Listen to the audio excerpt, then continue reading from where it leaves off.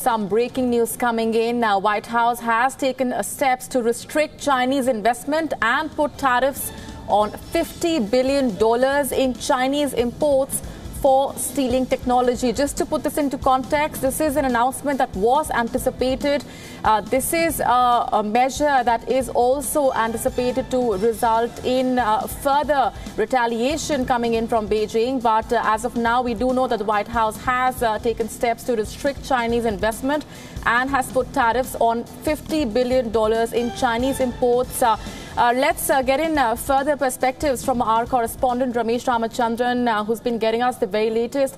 Ramesh, first up, elaborate for our viewers the very reason for these tariffs to be imposed by the United States is to curb theft of intellectual property and technology, a charge that the United States has been pressing on Beijing for quite some time now.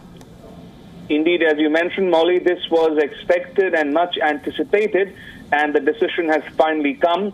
We are given to understand that the White House, the Trump administration, has announced restrictions on Chinese investment and tariffs amounting to nearly $50 billion worth of Chinese imports, and this apparently to punish Beijing for stealing American technology and also pressurizing American companies to hand the technology over to the Chinese. Now, that said, that Beijing has warned of a reciprocal measure to counter the American tariffs, and all of this denotes not so good times for the world economy amid fears of a trade war between Beijing and Washington. That said, we're given to understand that this marks the culmination of a 7-month-long U.S. investigation into the tactics adopted by China to challenge U.S. supremacy in technology, including dispatching hackers to steal commercial secrets and demanding that American companies hand over these secrets in exchange for access to the Chinese market. And the administration in the U.S. argues that years of negotiation with China have failed to produce favorable results on this count. Certainly, Ramesh, as you also pointed out, this coming amid this move resulting in a global trade war. We do expect a retaliation also from Beijing. Many experts have been pointing towards how China could resort to retaliation in terms of the aircraft sector. Of course, aircraft is a major U.S. export to China. So it could also retaliate in terms of cutting down those imports. Absolutely. And remember, this move comes barely a few weeks after Washington decided to impose 25% tariff on imported steel and 10% on aluminum. That said, we are given to understand that the U.S. has exempted some countries from this list, including Brazil, EU, and other countries.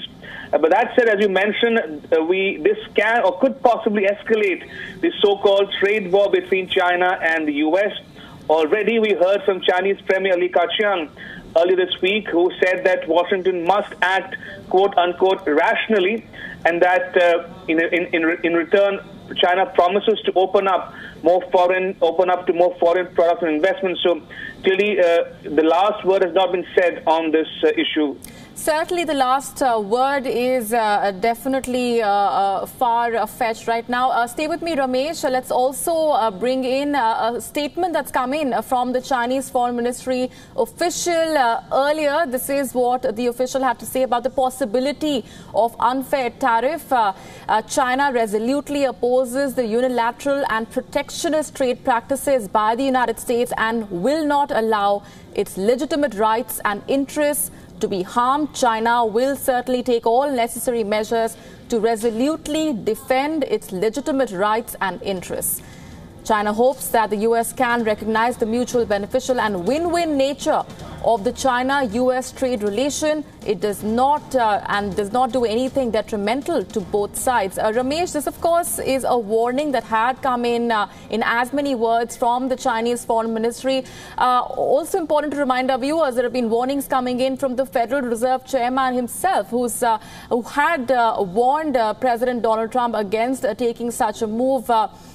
Naturally, because of the global trade war concerns here, Ramesh, we do expect China to offer a statement in the next few hours. Indeed, one can expect Chinese retaliatory measures in the hours possibly ahead. But that's just to put things into context here, Molly. Moment Trump came to power, one expected and anticipated him to talk about the mounting trade deficit with China, and he's been talking about levying tariffs and sanctioning China for its so-called practices on allegedly stealing technology from the U.S. So we've seen Trump say that on many times in the last year or so, especially on rewriting trade agreements and cracking down on what he calls abusive commercial practices by America's trading partners. But thus far, it was limited to rhetoric. But now with this decision, it's actually translated into action on the ground. As you mentioned, one can expect China to retaliate in the hours ahead. And Ramesh, the entire impetus for this move and this stern measure taken by U.S. President Donald Trump is to safeguard intellectual property. This, of course, is a charge that the United States has been making for quite some time now. Elaborate for our viewers. Have there been instances that the United States has pointed out in that argument?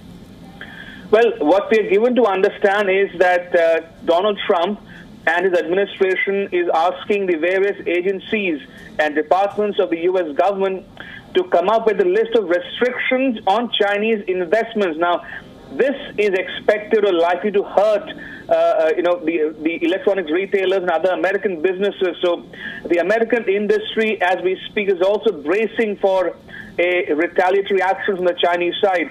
So the fears of an escalating trade war appears imminent.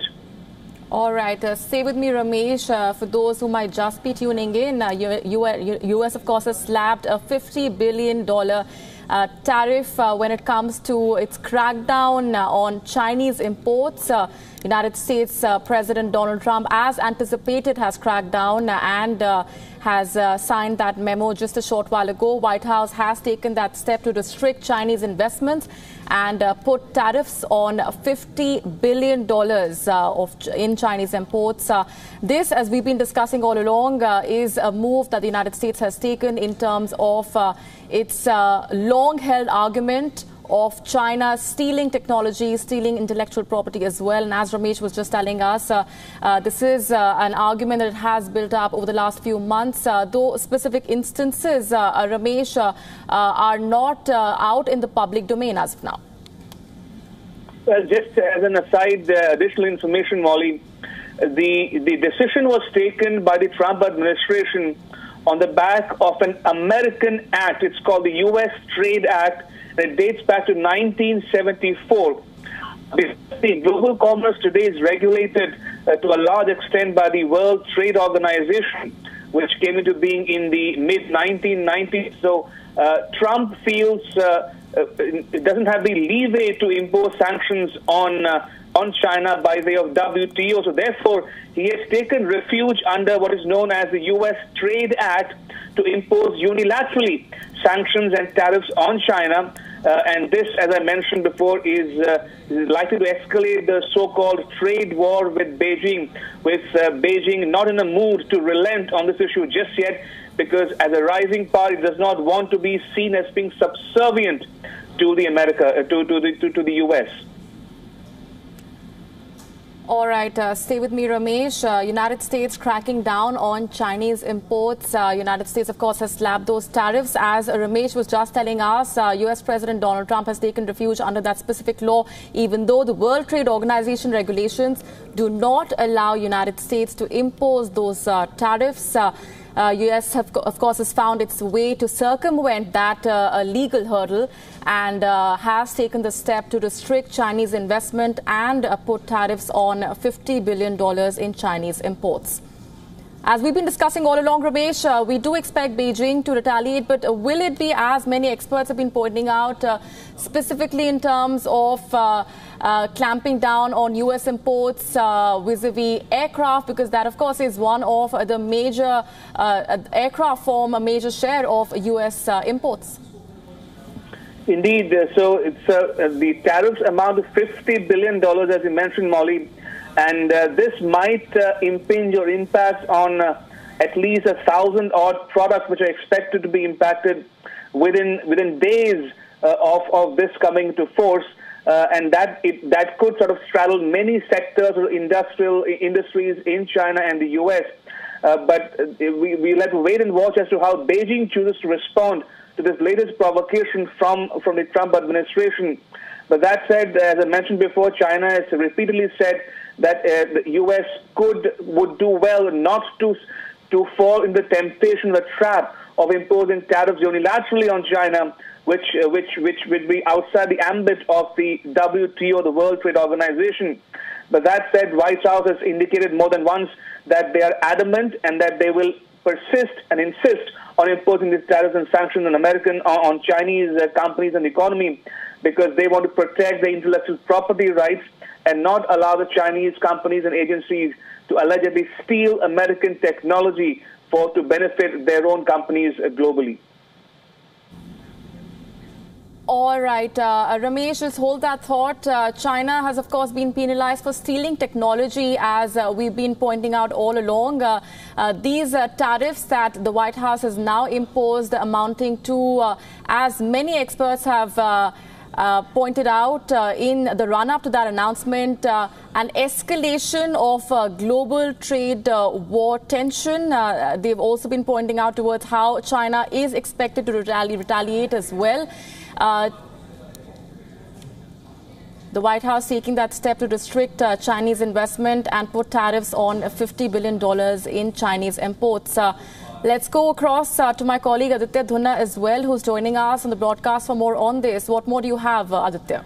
Yeah, Molly, like you mentioned, the Chinese Commerce Ministry has given its reaction, saying that China will not sit idly and let its legitimate rights and interests be harmed. They are obviously mounting their own response as we speak. We are given to understand that they could impose levies on U.S. agricultural exports from farm belt states. Now, as we know, U.S. has been planning a crackdown on China on multiple fronts, whether it's through tariffs, moving the World Trade Organization. There's a proposal for a law which has also been floated before U.S. lawmakers that will allow the Trump administration more rights to evaluate deals with other countries. So it has been worked upon by the Trump administration on multiple fronts. We can expect a response from China to also come after the President Trump signs these particular tariffs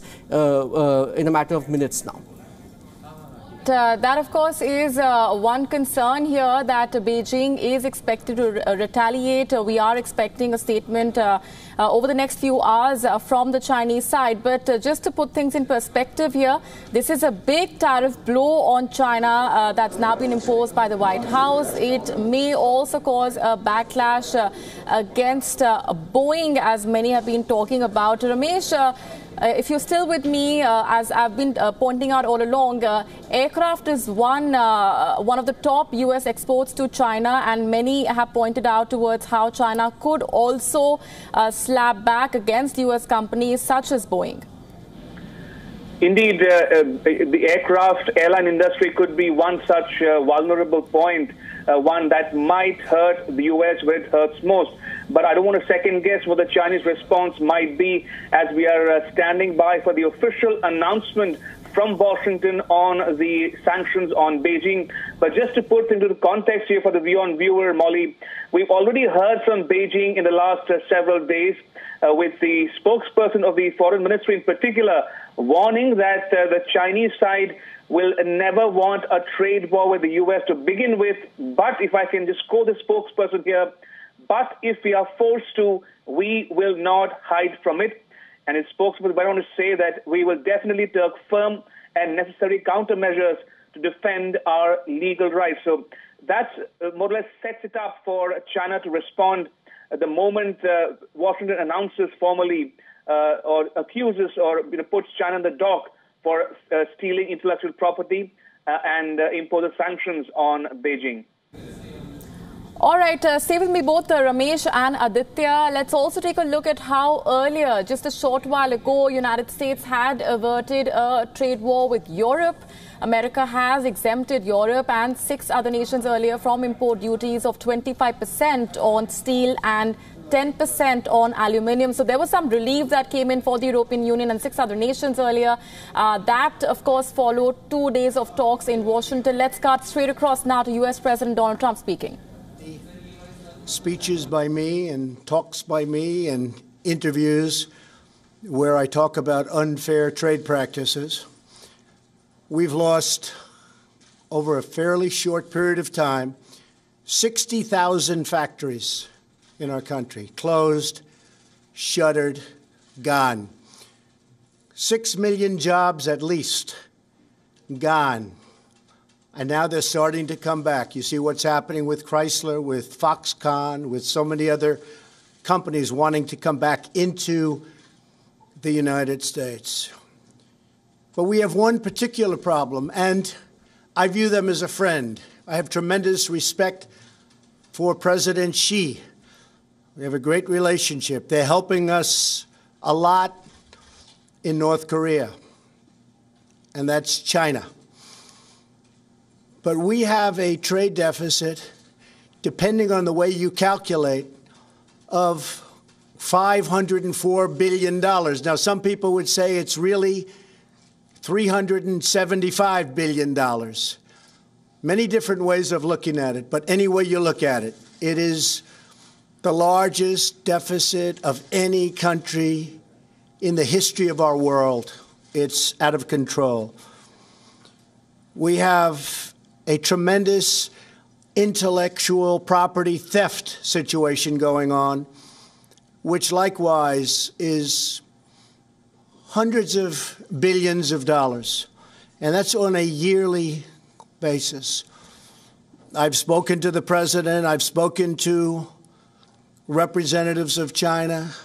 We've been dealing with it very seriously. As you know, we're renegotiating NAFTA. We'll see how that turns out. Many countries are calling to negotiate better trade deals because they don't want to have to pay the steel and aluminum tariffs, so we are negotiating with various countries. Mr. Lighthizer, Mr. Ross, we are just starting a negotiation with the European Union because they've really shut out our country to a large extent. They have barriers that they can trade with us, but we can't trade with them. They're very strong barriers. They have very high tariffs. We don't. It's just not fair. NAFTA has been a very bad deal for the United States, but we'll make it better, or we'll have to do something else. The deal we have with South Korea is a very one-sided deal. It's a deal that has to be changed. So we have a lot of things happening, but in particular with China, we're going to be doing a Section 301 trade action. It could be about $60 billion, but that's really just a fraction of what we're talking about.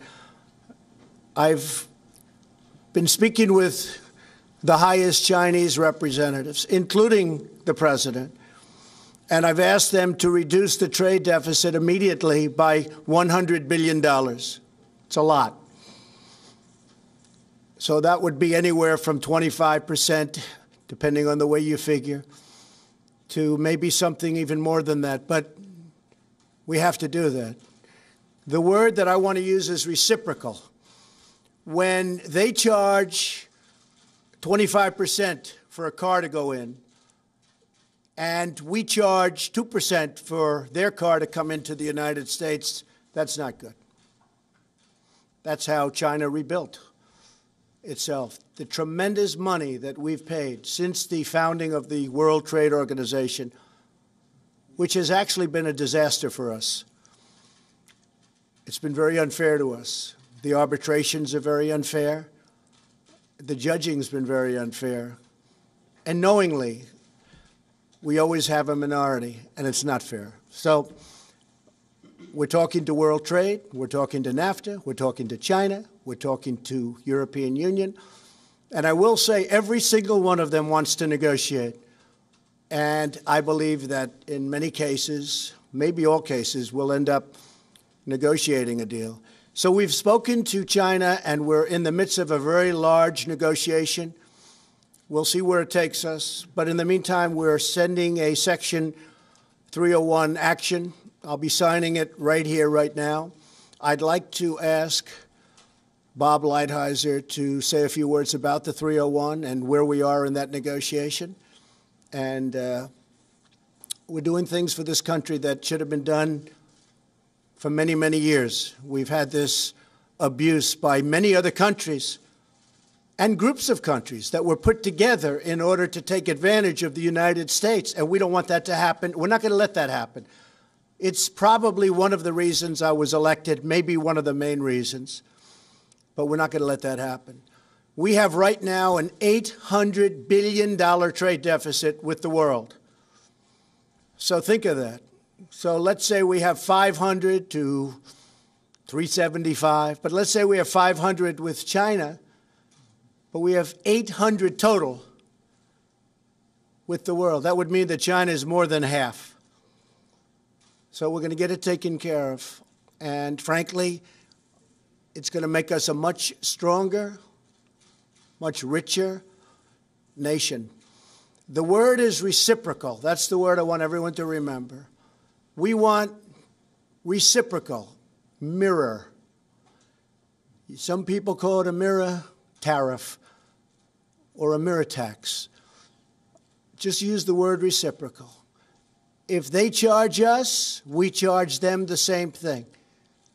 That's the way it's got to be. That's not the way it is. For many, many years, for many decades, it has not been that way. And I will say the people we're negotiating with, smilingly, they really agree with us. I really believe they cannot believe they've gotten away with this for so long. I'll talk to Prime Minister Abe of Japan and others, great guy, friend of mine, and there'll be a little smile on their face. And the smile is, I can't believe we've been able to take advantage of the United States for so long. So those days are over. Ambassador Lighthizer, thank you. Well, thank you very much, Mr. President. First of all, for those of you who don't know, Section 301 is a statute that gives substantial power, authority to the president to correct actions in certain circumstances where there's unfair acts, policies, or practices by our trading partners. In this case, the area is technology. Technology is probably the most important part of our economy. There's 44 million people who work in high technology areas. No country has as much technology-intensive industry as the United States, and technology is really the backbone of the future of the American economy. Given these problems, the President asked USTR to conduct a study. We conducted a thorough study. We had hearings. We reviewed tens of thousands of pages of documents. We talked to many, many business people. We had testimony, as I say, and we concluded that, in fact, China does have a policy of forced technology transfer, of requiring licensing at less than economic value, at state capitalism, wherein they go in and buy technology in the United States in non-economic ways, and then finally of cyber theft. The result of this has been that the President has analyzed it. We have a 200-page study which we'll put out, and he has concluded that we should put in place tariffs on appropriate products.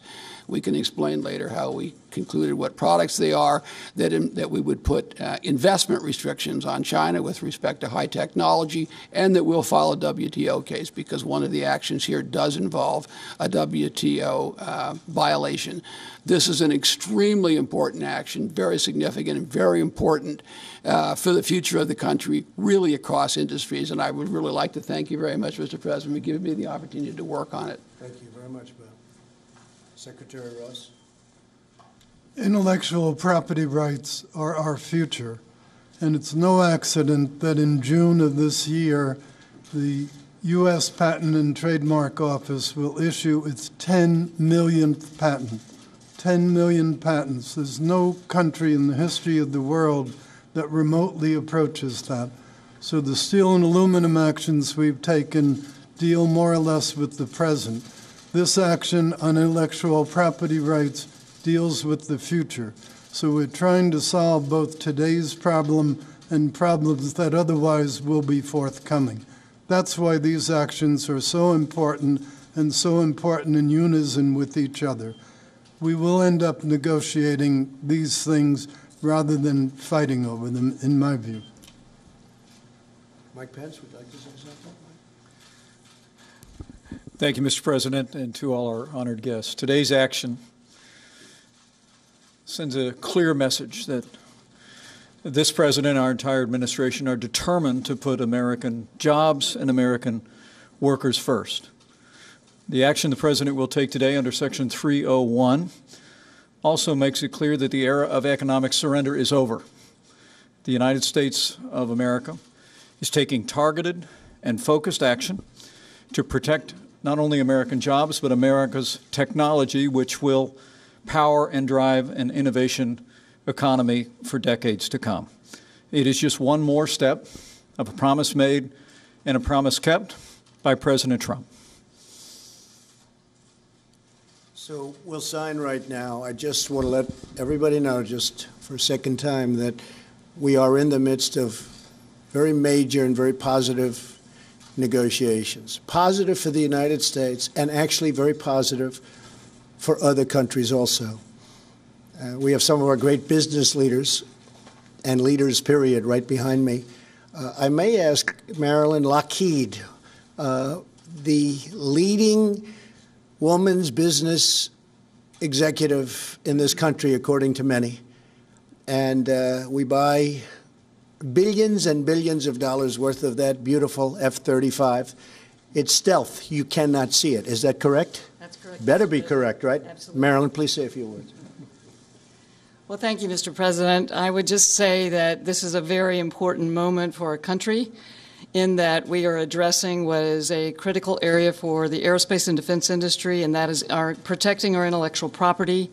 As has been expressed, that is a threat to us if we have that stolen from our companies, because that is the lifeblood of our companies. And so we very much welcome this action on the part of the Trump administration and the President of the United States. Thank you.